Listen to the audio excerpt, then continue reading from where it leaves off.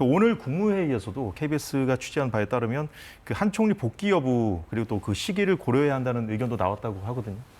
만약에 다음 주 14일 날 대통령에 대한 탄핵 선고가 된다라고 한다면 이번 주에 한덕수 총리에 대한 탄핵 결정 여부가 결정될 수 있어요. 그건 왜 그러냐면 대통령이 탄핵될 경우 조기 대선을 가고 조기 대선에 있어서 뭐 경제뿐만이 아니라 대선을 관리해야 되는데 최상목 권한대행 같은 경우는 경제부총리로서 각부를 통할한 적이 없잖아요. 그렇기 때문에 국정 안정을 위해서 한덕수 총리에 대한 탄핵을 기각시키고 복귀시킬 가능성이 헌법재판소에 있다.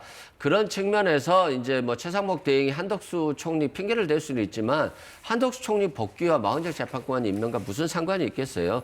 전혀 상관이 없는 걸 마흔정 재판관 임명을 미루기 위한 그런 핑계 정도 수준으로 되고 있다라고 생각되고요. 한덕수 총리가 복귀한다라고 한다면 윤석열 대통령에 대한 탄핵이 뭐 거의 확실시되는 시발점이라고 보여집니다.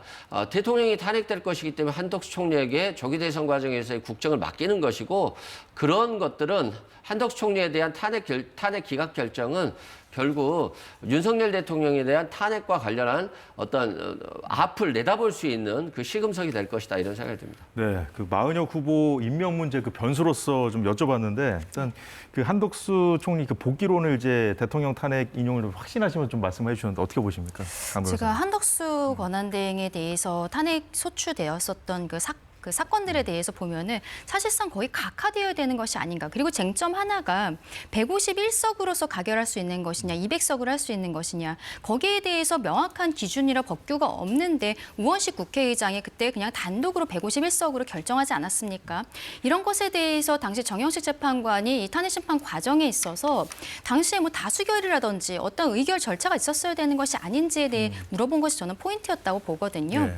그리고 헌법재판소 재판관에 대해 임명하지 않은 것이 권한쟁의 심판 청구에 있어서 이번에 국회의 권한을 침해한 것이다라고 나왔지만 그것이 한덕수 당시 권한대행에게까지 뭐 만약에 위헌 위법하다고 결정을 보아도 중대하게 파면에 이를 정도로 중대한 거는 저는 아니었다라고 생각을 합니다.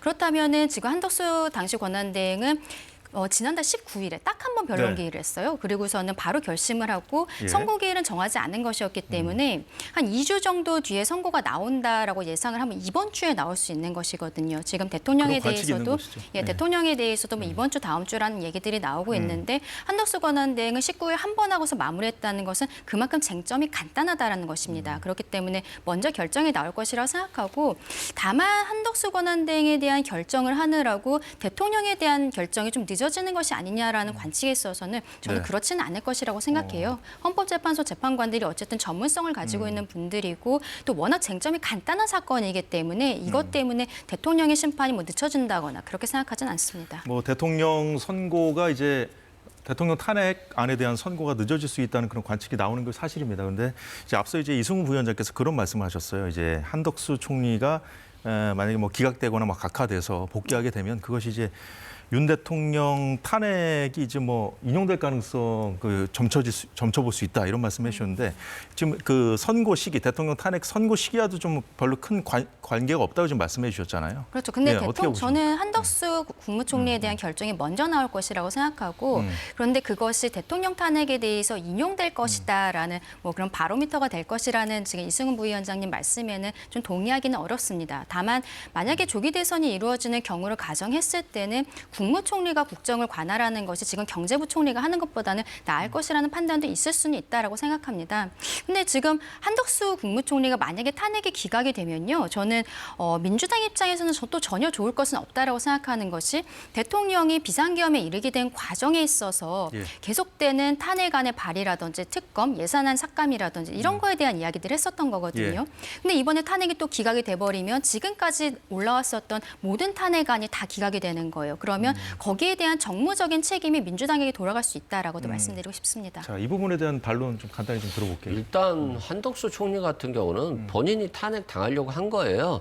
왜 그러냐면 마은혁 재판관이라든가 헌법재판관 임명하지 않겠다고 명확한 의사를 표현했거든요. 그건 내가 탄핵되더라도 헌법 절차를 따르지 않겠다라고 하는 말을 했기 때문에 민주당으로서는 탄핵 소추를 할 수밖에 없었다라고 생각되고요.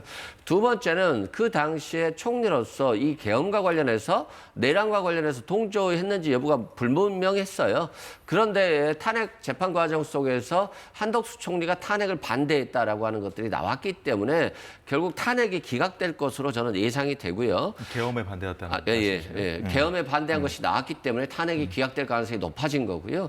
또 만약에 윤석열 대통령에 대한 탄핵을 기각시키려고 헌법재판관들이 한다라고 하면 윤석열 대통령이 복귀를 빨리 시키는 게 더 중요한 거거든요. 굳이 한덕수 총리를 복귀를 빨리 할 필요가 없이 윤석열 대통령을 복귀시킨 이후에 한덕수 총리에 대한 판단을 해도 되기 때문에 한덕수 총리에 대한 판단을 먼저 한다라고 하는 건 결국 조기 대선 국면에서 외교안보 또 민생 또는 뭐 선거 관리 등을 위해서 하는 것이라고 추정해 볼 수가 있어서 한덕수 총리와 윤석열 대통령에 대한 탄핵 결정의 희비는 둘이 갈라질 수밖에 없겠다 이런 생각이 듭니다.